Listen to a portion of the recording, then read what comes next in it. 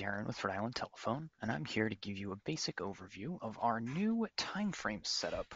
We had an update a few days ago, which kind of changed how things work and made it significantly more robust. So, first things first is once logged into our portal here, you want to head over to time frames. And then run here, you can click into your domain. This will give you a list of all active time frames. Now here I'm just in one of my test domains just so I can show this off easily. But all you'll need to do here is you can create a time frame by clicking this Add Time Frame button. So here we'll give it a name. Usually you'd name it something appropriate like Open or Holiday, as you can see. But for this, I'm just going to use Test just to fill in the blank. So here we have 5 different options for our time frame setups.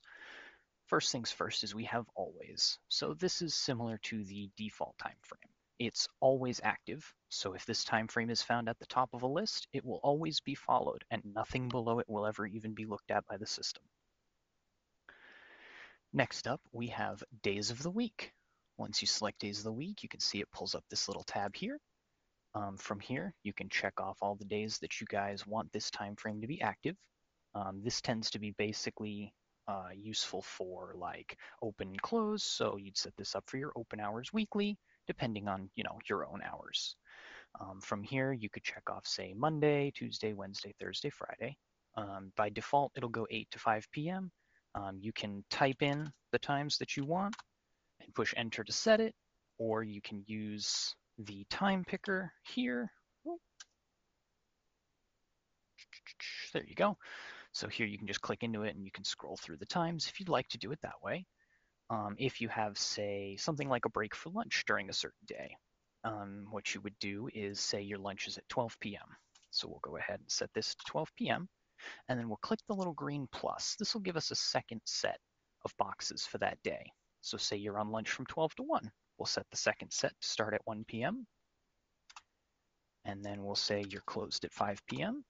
And now, on Wednesdays, if this was your open time frame, your calls would go through from 8 to 12. They would stop from 12 to 1 and follow some other routing. And then at 1 o'clock, they would start flowing again. You can set this up on any day individually. You can set it up however you need to. You can also edit the recurrence. So by default, it's every week. But if we choose custom here, we can actually set every 1 week, every 2 weeks, 3 weeks, anything that you want. You can also set up months as well. And then if, say, you wanted it to be every other week until a certain date, you would just hit ends on a date and set that date here. So that's it for the days of the week. Next, we can go and take a look at specific dates.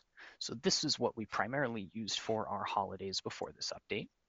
So these are very simple. You simply put in the date that you want it to start, the time that you want it to start, and then enter the date that you want it to end. So here, for example, I'll set it up for Labor Day, which is September 2nd this year.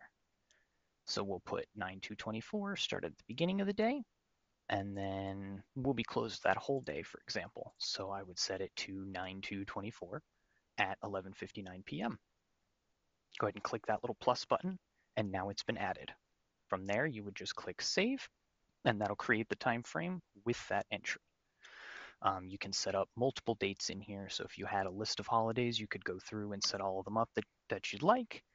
Like I said, you can set up a few of them. You can give them all kinds of different times. So like this one, we'll do 1 p.m., right?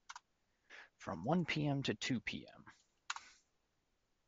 And so this time frame will be active during those times. So whatever routing you have set up will follow this during these times. Again, you can set up your recurrence. You can set up every year on the selected dates for this one, or you can just have does not recur.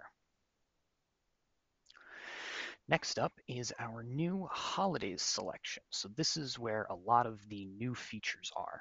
So once you select this one, you can go over to holidays here, and you can search for a holiday. So say you wanted to set up New Year's Day.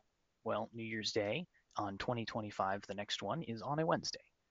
This integrates with an online calendar service, so it'll always have the correct dates for you. It'll update every single year, and you can set yearly recurrences. So if you had New Year's Day off every single year, you would add New Year's Day, set the recurrence to yearly on selected holiday, and set the times that you want it to last.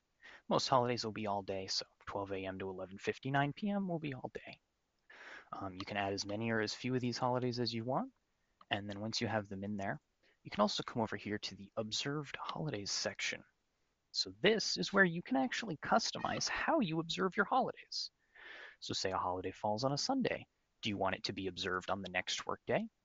Do you want it to be observed on the holiday and the prior workday? On the prior workday? On the holiday only? On the next workday? Or on the holiday and next workday? And you can customize these as you see fit. You can also, right here at the top, you can just select your work week and it'll automatically change things as needed.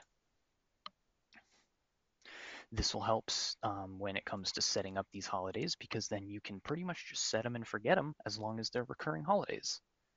And since it integrates with an online calendar service, that means that it will be quite simple because it'll do everything on its own every year.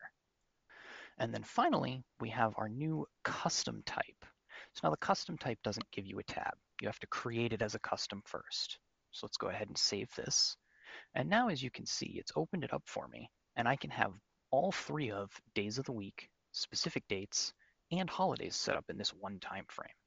It's quite robust, and it's pretty much similar to the way that you would do it if you were just setting up those time frames specifically in that way. Go to add, I want to add a specific date. Set up the specific date, add it, hit save. I wanted to have holidays, so I'll search for a holiday, add it, and click save. And that is about it for our new time frame systems.